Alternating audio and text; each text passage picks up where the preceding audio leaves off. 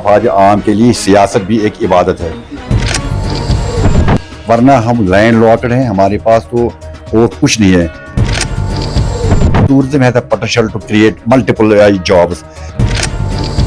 हमारे पास भी पोटेंशियल अवेलेबल है, लेकिन बदकिस्मती से कोई आया नहीं इसको हार्नेस करने के लिए, कोई आया नहीं इसको एक्सपोर्ट करने के लिए। गिव मी ए चांस, अगर मुझे चांस मिलता आप दिखाऊंगा टूरिज्म कैसे यहाँ परवाना लिया। नाज़रीन मुहतरम अस्सलाम वालेकुम। जैसा कि आप सब जानते हैं कि सब्ज़िल्ला त्राल के हल्के इंतखाब में सियासी गहमा गहमी अरूज पर है। कुछ लोग एक दूसरे पार्टियों में ज्वाइन कर रहे हैं, उनका अपना नजरिया है। इस वक्त हमारे साथ है डॉक्टर पीरजादा मेराजुद्दीन रफीकी साहब।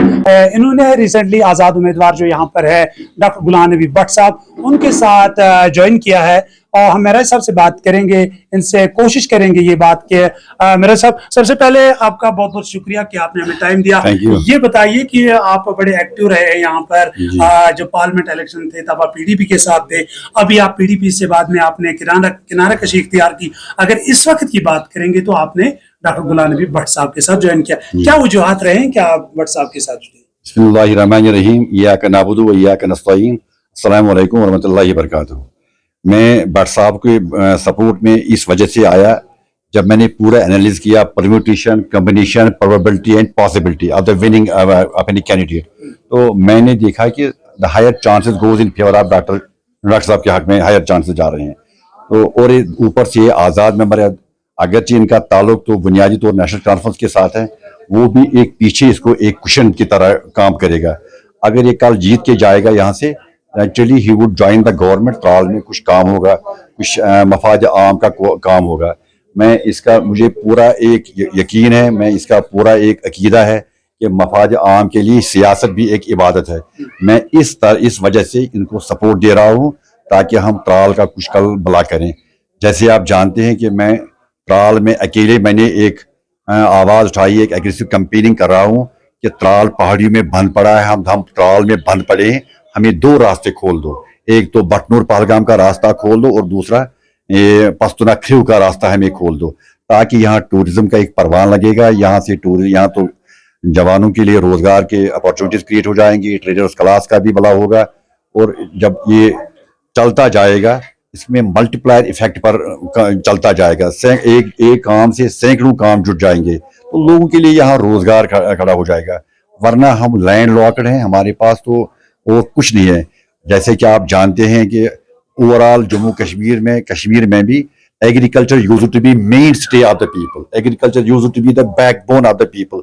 आप देखते हैं धीरे धीरे now we are shifting to commercial types of crops such as orchards and other things, saffron and all that. जो एग्रीकल्चर, प्योर एग्रीकल्चर है, that is now receding, that is now डिविंडलिंग।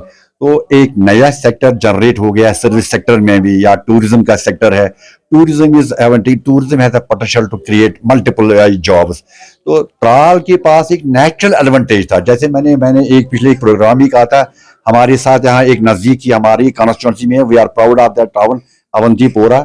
वहाँ AIIMS बना, वहाँ यूनिवर्सिटी बनी because of geographical advantage, because that place was following on close proximity on the national highway, और land available थी।